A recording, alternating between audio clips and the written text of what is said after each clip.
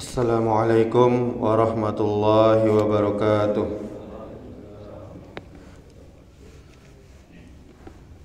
Alhamdulillahi rabbil alamin. Wassalatu wassalamu ala ashrafil anbiya'i wal mursalin wa ala alihi wa ashabihi ajma'in. Ashhadu an la ilaha illallah wahdahu la syarika lah wa ashhadu anna Muhammadan abduhu wa rasuluh la nabiyya wa la rasula ba'dah. Amma ba'du. Alhamdulillah, segala puji hanya milik Allah Rabbul Alamin. Kita memujinya, kita bersyukur kepadanya. Kita bersyukur dengan hati kita, meyakini bahwa segala nikmat datangnya dari Allah Subhanahu wa taala. Kemudian kita bersyukur dengan lisan kita, memperbanyak pujian kepada Allah. Kemudian kita bersyukur dengan anggota tubuh kita, yakni melaksanakan ketaatan kepada Allah Subhanahu wa taala. Kemudian salawat serta salam semoga selalu tercurahkan untuk junjungan kita, panutan kita, suri tauladan kita, yakninya Nabi Muhammad sallallahu alaihi wasallam, dengan mengucapkan Allahumma salli wa sallim wa barik ala Muhammadin wa ala alihi wa ashabihi ajma'in. Mudah-mudahan salawat kita juga bersambung kepada keluarga Nabi, kepada para sahabat Nabi, dan juga kepada orang-orang yang mengikuti sunnah-sunnah Nabi sampai hari kiamat kelak. Kaum muslimin, kaum muslimat, Bapak Ibu, jamaah salat subuh yang dimuliakan Allah Subhanahu wa taala. Kajian subuh kali ini mengingatkan kita untuk tetap optimis dan menjaga harapan. Kajian kali ini mengajak kita semuanya untuk membuka mata kita bahwa Allah Subhanahu wa taala tidak akan pernah menyia-nyiakan hambanya. Dan rezeki Allah itu sendiri terdiri atas berbagai macam bentuk. Dengan ketakwaan, setiap permasalahan, persoalan hidup kita yang kita alami tentu pasti akan ada jalan keluarnya, dan akan ada pula rezeki yang datang kepada kita tanpa kita sangka-sangka. Sebagaimana Allah telah berfirman di dalam Quran surah At-Talaq ayat 2 dan 3, "Wa may yattaqillaha yaj'al lahu makhraja wa yarzuqhu min haitsu la yahtasib." Siapapun yang bertakwa kepada Allah, niscaya Allah akan mengadakan baginya jalan keluar apapun permasalahannya, dan Allah akan memberinya rezeki dari arah yang tidak dia sangka-sangka.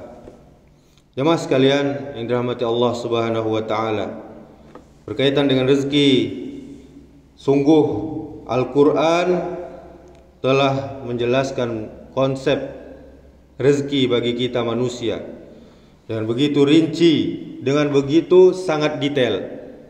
Dalam Al-Quran digambarkan bahwa rezeki manusia dan rezeki seluruh makhluk hidup di muka bumi ini telah ditanggung oleh Allah Subhanahu wa taala.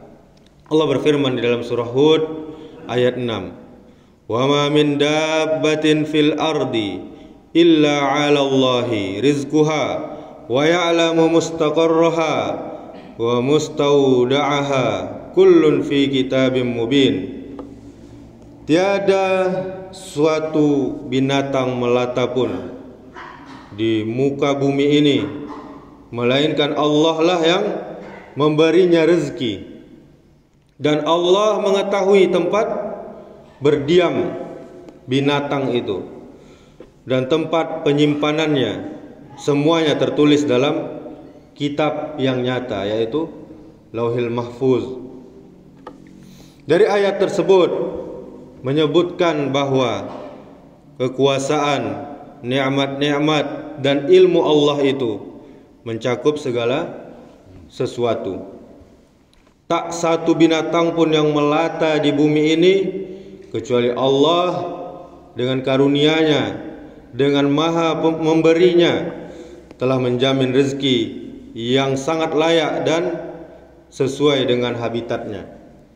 Allah juga tahu di mana binatang itu menetap, bertempat tinggal, dan kemana dia akan ditempatkan setelah kematiannya. Semua itu tercatat di sisi Allah Subhanahu wa taala dalam sebuah kitab yang menjelaskan tentang makhluk-makhluknya. Dari ayat dan tafsiran tersebut terdapat tanda bahwa Allah Subhanahu wa taala telah menjamin rezeki ciptaannya. Maka bagi kita hendaknya kita tidak perlu risau terhadap apa yang akan kita makan hari ini, apalagi hari esok dan hari nanti. Jamaah sekalian yang dirahmati Allah Subhanahu wa taala, selain Allah Subhanahu wa taala menganjurkan, menyuruh, memerintahkan kepada kita agar kita beribadah yang telah ditentukan tata caranya, pelaksanaannya, Islam adalah agama yang menganjurkan kita sebagai penganutnya untuk tetap mencari penghidupan duniawi, untuk bisa mencukupi kebutuhan harian kita. Ajaran Islam yang mulia ini memerintahkan kita sebagai manusia untuk bergerak mencari rezeki untuk kita sendiri. Tentu rezeki yang halal, yang diridhoi oleh Allah Subhanahu wa taala. Bekerja mencari penghidupan duniawi itu merupakan pekerjaan yang mulia di sisi Allah Subhanahu wa taala. Dan juga sebaliknya Bapak Ibu jamaah yang dirahmati Allah Subhanahu wa taala, berdiam diri, tidak mau bergerak, menyengaja diri, sangajonya untuk nganggur, bahkan meminta-minta sedekah padahal fisiknya masih kuat untuk bekerja. Yang demikian itu dipandang tidak baik di dalam agama kita, agama Islam. Hal ini berdasarkan sabda Nabi sallallahu alaihi wasallam. Dari Abu Hurairah radhiyallahu anhu, dia berkata Rasulullah sallallahu alaihi wasallam bersabda, salah seorang dari kalian memikul kayu bakar di punggungnya itu lebih baik daripada dia mengemis kepada seseorang, diberi maupun ditolak. Hadis riwayat Bukhari. Hadis ini Bapak Ibu secara tegas berisi anjuran untuk kita semuanya agar kita mau bergerak untuk mencari rezeki. Walaupun pekerjaan yang kita jalani saat ini remeh, dicimeh oleh sebagian manusia, sebagian masyarakat pada umumnya, atau pekerjaan kita biasa-biasa saja, namun selama itu halal, maka tidaklah mengapa dibanding kita bergantung pada aktivitas meminta-minta kepada orang lain tanpa ada usaha, maka lebih baik bekerja.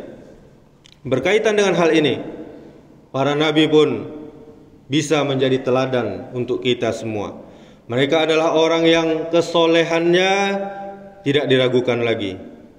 Akan tetapi mereka juga tidak lupa terhadap pencarian akan kehidupan dunia, supaya kebutuhan hariannya bisa terpenuhi. Jemaah sekalian, kita lihat contoh Nabi Daud alaihissalam yang makanannya berasal dari hasil usaha yang dia kerjakan sendiri. Kemudian kita contoh juga Nabi Allah Musa alaihissalam yang dia untuk mendapatkan makanan yang halal dia bekerja. Begitu juga Nabi kita Muhammad sallallahu alaihi wasallam yang terkenal sebagai pedagang di masa mudanya, juga pengembala kambing Apabila motivasi duniawi yang membuat kita semangat dalam bekerja itu tidaklah cukup bagi kita, ingatlah juga Bapak Ibu terhadap motivasi ukhrawi, akhiratnya. Nabi kita Muhammad sallallahu alaihi wasallam pernah bersabda, "Man amsa kallan min amali yadaihi amsa maghfuran lahu." Siapa saja di waktu sore dia merasa lelah, panik, latiah karena karajo, mencari nafkah, maka di saat sore, di saat itu dosanya diampuni oleh Allah Subhanahu wa taala. Hadis riwayat Tabrani. Kaum muslimin, kaum muslimat, jamaah salat subuh yang dimuliakan Allah Subhanahu wa taala. Rezeki dan hasil usaha adalah satu kesatuan yang tidak bisa dipisahkan. Segala yang kita usahakan dari pekerjaan kita, profesi kita, itu terkadang menghasilkan sesuatu dan terkadang tidak menghasilkan. Apabila menghasilkan sesuatu, ada kalanya hasil itu bisa dimanfaatkan oleh kita sendiri, atau tidak bisa dengan semisal hasil usaha tersebut hilang, dicuri orang lain, atau diberikan kepada orang lain karena beberapa hal. Adapun hasil usaha yang bermanfaat bagi kita, bisa kita pakai, bisa kita makan, maka itulah yang dinamakan rezeki milik kita. Boleh jadi seseorang yang kaya raya, yang hartanya berlimpah ruah, namun selama masa hidupnya dia hanya menghabiskan beberapa saja hartanya. Adapun sisa hartanya yang masih banyak itu akan menjadi hak ahli warisnya. Maka itu adalah bukan rezeki dia, tetapi rezeki ahli warisnya. Jemaah yang dirahmati Allah Subhanahu wa taala, yang paling penting soal rezeki adalah rezeki tidak selalu berbentuk harta. Rezeki bisa berbentuk materi, bisa juga berbentuk non materi. Rezeki bisa juga berbentuk spiritual, hati yang tenang. Kita setiap hari bisa melaksanakan sholat, melaksanakan puasa, menunaikan zakat di bulan Ramadan. Bahkan kita bisa melaksanakan haji. Itu merupakan juga rezeki dari Allah Subhanahu wa taala. Rezeki ketaatan dan hidayah yang diturunkan kepada para hamba yang Allah kehendaki. Bukankah ibadah yang kita lakukan memiliki sisi yang bermanfaat bagi diri kita sendiri, baik di dunia maupun di akhirat? Itulah yang juga dinamakan rezeki. Selain ibadah, rezeki itu juga bisa berupa teman yang baik, yang soleh, yang selalu mengingatkan kita, yang selalu mengarahkan kita kepada jalan-jalan kebenaran, kebaikan. Apalagi teman yang baik yang selalu bisa menolong kita di saat kita susah. Dan lebih-lebih teman kita mengerti dan paham ilmu agama, sehingga menjadi wasilah, menjadi perantara kedekatan kita kepada Allah Subhanahu wa taala. Selain itu juga jodoh yang baik, pasangan yang baik juga adalah rezeki untuk kita.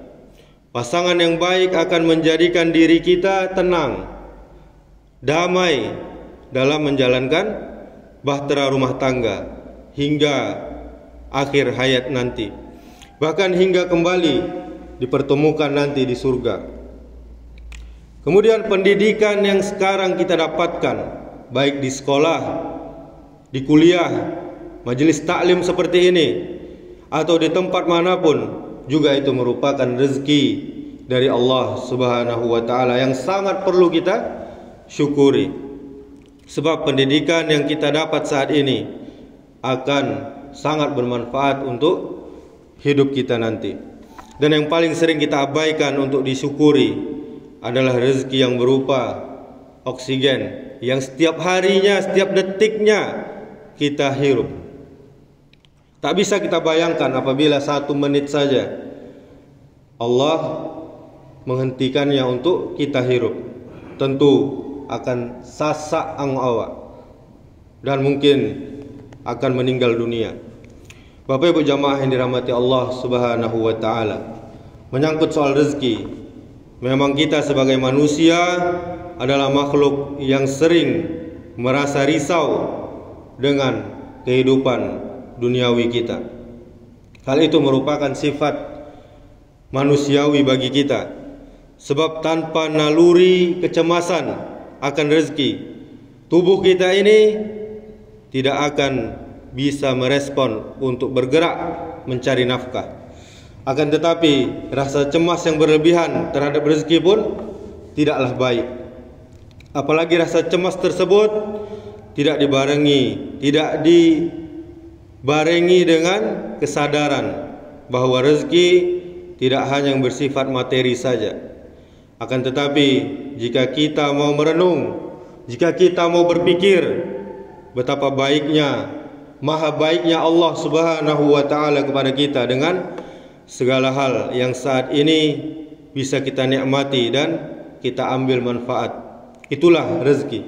Kemudian juga mengenai larangan berputus asa, Nabi kita sallallahu alaihi wasallam bersabda dari Anas radhiyallahu anhu bahwa Rasulullah sallallahu alaihi wasallam bersabda, janganlah sekali-kali seseorang di antara kalian menginginkan kematian karena kesusahan yang kalian derita.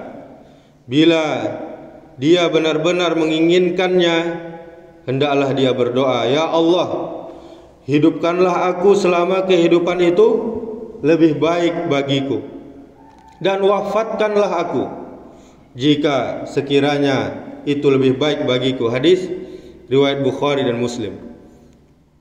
Pelajaran dalam hadis ini yang pertama yaitu hadis yang mulia ini menjelaskan tentang larangan kita sebagai seorang muslim mengharapkan kematian. Hanya karena apa? Hanya karena kesempitan hidup di dunia yang kita alami. Kemudian pelajaran kedua, hidup kita adalah perjuangan, maka tidak ada kata menyerah di dalam perjuangan ini. Pelajaran ketiga, perintah untuk kita tidak menyerah dalam menghadapi kesulitan apapun. Teruslah berjuang serta serahkan diri kepada Allah Subhanahu wa taala, tawakal. Kemudian pelajaran keempat, bagi kita seorang yang mengaku beriman, seorang mukmin, semakin panjang usia kita, semakin bertambah kebaikan bagi kita. Dikarenakan semakin panjang usia kita, maka akan semakin panjang pula ibadah kita.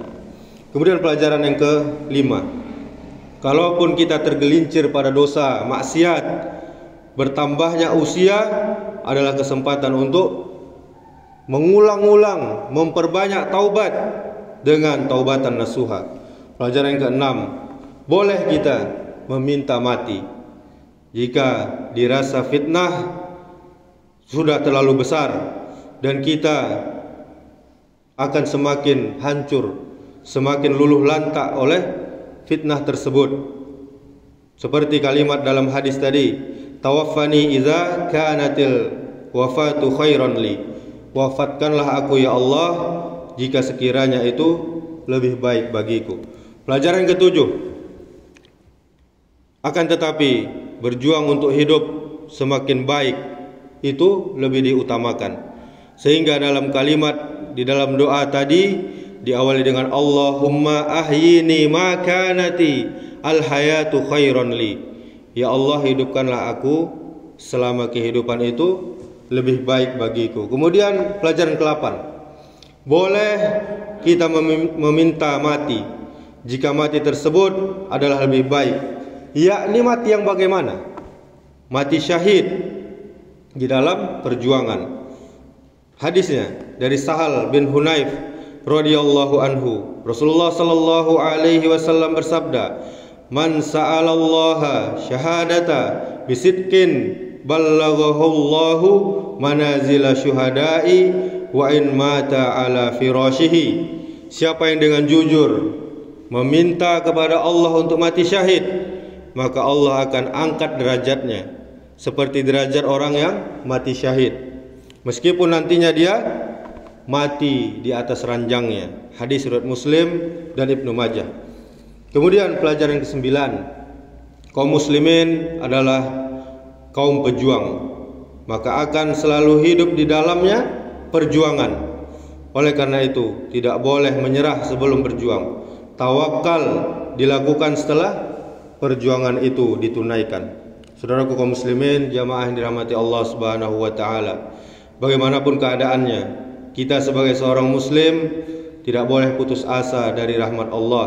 Tidak boleh mengira aku ini banyak dosa, maka tidak beribadah. Justru sebaliknya, aku ini banyak dosa, maka teruslah beribadah kepada Allah Subhanahu wa taala. Karena putus asa dari rahmat Allah adalah sifat orang-orang kafir. Allah taala berfirman, "Wala tai'asu mir rauhillah, innahu la yai'asu mir rauhillahi illal qaumul kafirun."